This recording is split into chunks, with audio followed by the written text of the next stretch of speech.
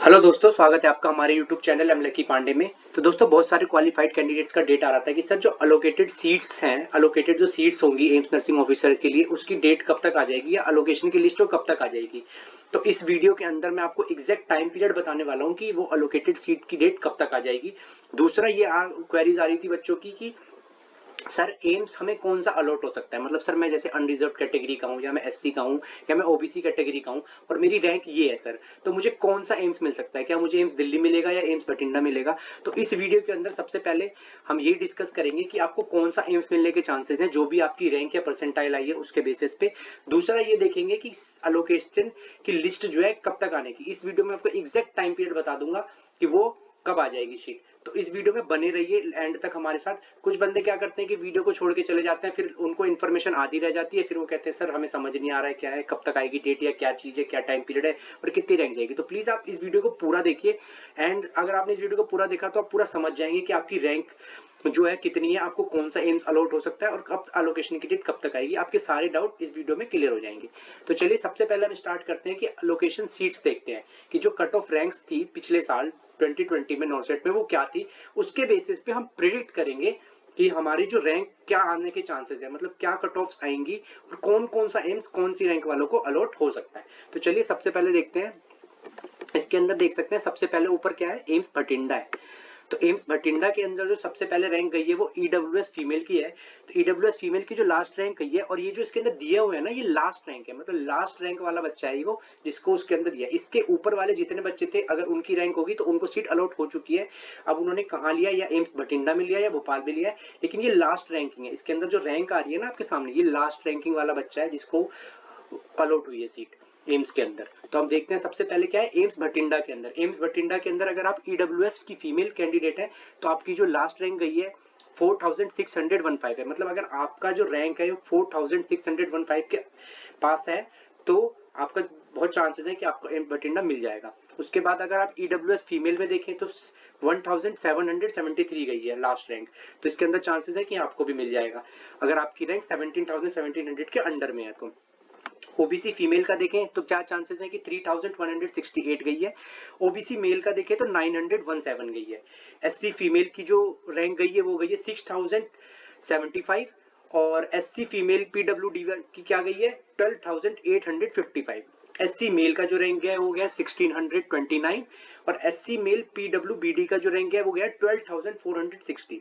ST female की जो rank गई है वो गई है 9387। और एसटी मेल का जो रैंक गया है वो गया 6501। अनरिजर्व फीमेल के लिए जो रैंकिंग गई है वो गई है 1305। और अनरिजर्व मेल के लिए जो रैंक गई है वो गई है 557। ये मैं आपको किसका बताया, ये मैंने आपको एम्स बठिंडा का बताया जो कि लास्ट रैंकिंग गई थी पिछले साल, जिनमें बच्चों को सीट अलॉट हुई थी। और ये फर्स्ट कट ऑफ के बाद है, मतलब फर्स्ट अलोकेशन के बाद की कट ऑफ है ये, जो भी रैंक में जिस तरीके से भी बच्चों को अलॉट हुआ था। अब मैटर ये करता है कि सर इस साल क्या रहने वाली है। तो इस साल अगर हम देखें तो क्या हुआ है, परसेंटाइल कम हुई है। पिछले साल जैसे परसेंटाइल अराउंड अनरिजर्व की जो 93 के अराउंड थी, और ओबीसी की जो हम कट ऑफ देखेंगे तो वो 86 के अराउंड थी। लेकिन इस साल क्या है, इस साल कम हुई है, अनरिजर्व की 90 के अराउंड गई है। तो ये सारी कट ऑफ इस बार कम गई है। तो इसमें चांसेस हैं कि इस बार जैसे जो भी रैंक है उनके अंदर हम 100 200 300 रैंक प्लस करके चल सकते हैं। कम से कम 100 200 रैंक प्लस करके चल सकते हैं कि अगर हमारी रैंक इसके अंदर जो लास्ट कट ऑफ गई है अगर उसके हिसाब से हमारी 100 200 रैंक ऊपर है ना, तो हमें चांसेस हैं कि हमें मिल जाएगा। जैसे कि एम्स बठिंडा के अंदर ईडब्ल्यूएस फीमेल की जो रैंक गई है 4615 गई है। अगर यही कैंडिडेट इस साल होगा तो इसके अंदर आप 200 प्लस कर सकते हैं कि अगर आपकी रैंक 4815 के अराउंड भी है तो आपको चांसेस है कि आपको एम्स बठिंडा के अंदर, और आप ईडब्ल्यूएस फीमेल कैंडिडेट हैं कि आपको मिल जाएगा। अब यहाँ पे अनरिजर्व मेल का एक एग्जांपल और लेके चलते हैं। जैसे अनरिजर्व मेल है, उसकी रैंक क्या गई है 557 गई है। अब आप क्या है कि अगर आपकी रैंक इस बार अराउंड 700 के अराउंड गई है ना इस बार आपकी रैंक, तो आपको चांसेस है कि आपको एम्स बठिंडा के अंदर नर्सिंग ऑफिसर की पोस्ट मिल जाएगी, नो डाउट। क्योंकि इस बार जो है हम देख चुके हैं कि परसेंटाइल में कितना फर्क आया। पिछली बार जो परसेंटाइल थी वो कितनी गई थी, अराउंड 93 परसेंटाइल के अराउंड थी, और इस बार जो है 90 के अराउंड है। तो इसलिए हम 100 200 का रैंक प्लस करके चल सकते हैं कि अगर हमारी रैंक, दूसरा ये भी है, दूसरा फैक्टर जो इसके अंदर मैटर करता है वो ये है कि सीट्स भी ज्यादा है।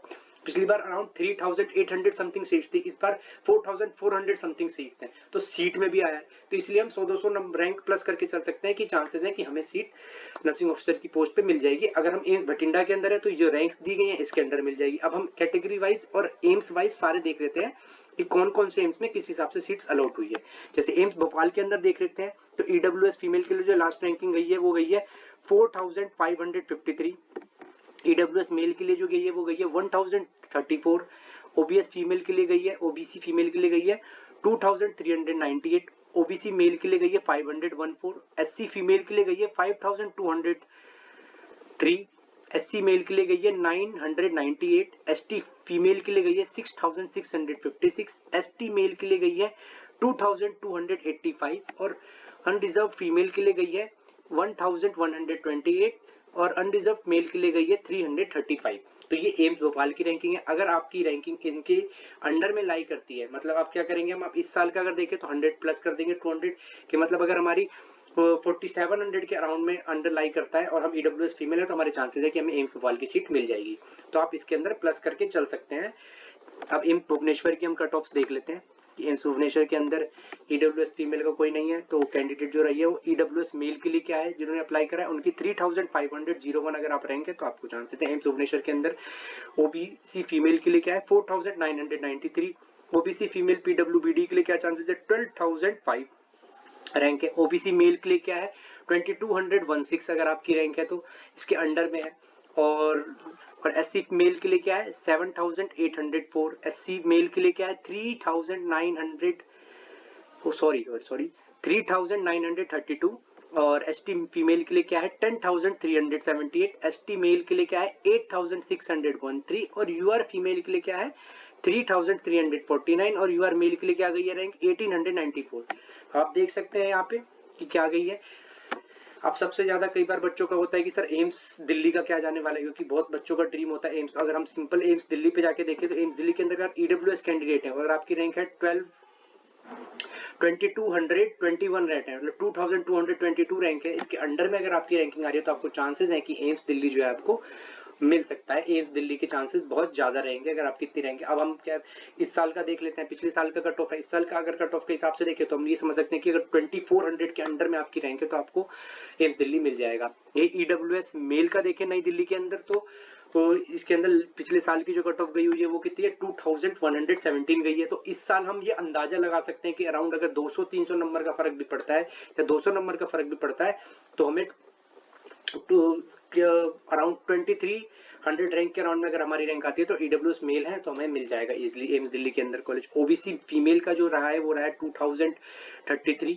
ओबीसी मेल का जो रहा है वो रहा है 1164 और ओबीसी फीमेल का जो रहा है वो रहा है 2612। ओबीसी एससी का फीमेल का जो हमें यहाँ रहा है एम्स दिल्ली के अंदर वो है 2612 और एससी मेल का जो रहा है वो है 2486। अब एसटी फीमेल का देखें तो इसकी रैंक हाई गई है थोड़ी सी 4176 और एसटी मेल का रहा है 4888। अब एसटी मेल पीडब्ल्यूडीबी कैंडिडेट थे इनके अंदर, उनका गया है 12854 गया है और यूआर फीमेल जो था अनरिजर्व फीमेल के लिए गया है 496 और अनरिजर्व मेल के लिए जो रैंकिंग गई है वो तो काफी हाई गई है, इसके अंदर वो गई है 745।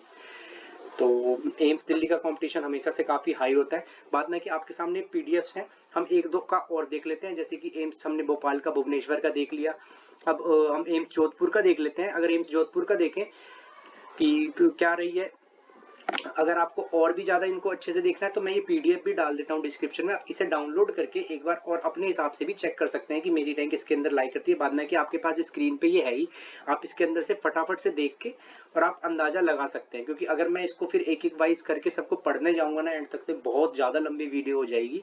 और इसके अंदर सिर्फ आपको अपनी रैंक को देखना है और अंदाजा लगाना है कि अगर मेरी रैंक 100-200 से ऊपर है तो चांसेस हैं इस बार कि मेरा इस वाले एम्स के अंदर नाम आ जाएगा। तो अब हम फटाफट से एक बार एम्स जोधपुर का देख लेते हैं। अगर एम्स जोधपुर का देखें तो हमारे पास ईडब्ल्यूएस फीमेल के लिए जो लास्ट रैंकिंग गई थी वो गई थी 3785, तो चांसेस है कि 3900 के राउंड होगा तो हो जाएगा। और ईडब्ल्यूएस मेल की क्या गई थी 827, चांसेस है कि 1000 के अंडर में अगर रैंक रहती है तो हमारा चांसेस है कि हो जाएगा। ओबीएससी फीमेल का अगर देखें तो 3 गई है, चांसेस है कि 1600 के अंडर में होगा तो हो जाएगा। ओबीसी मेल का गया है तो 185 के अराउंड गया है, तो चांसेस है कि अगर हमारी रैंक ये 200 के अंडर में है तो इसमें चांसेस है कि हो जाएगा। अब एससी फीमेल का देखें तो 3709 गई है, तो इस बार भी चांसेस है कि इसके अंदर की अगर रैंकिंग रहती है तो हो जाएगा।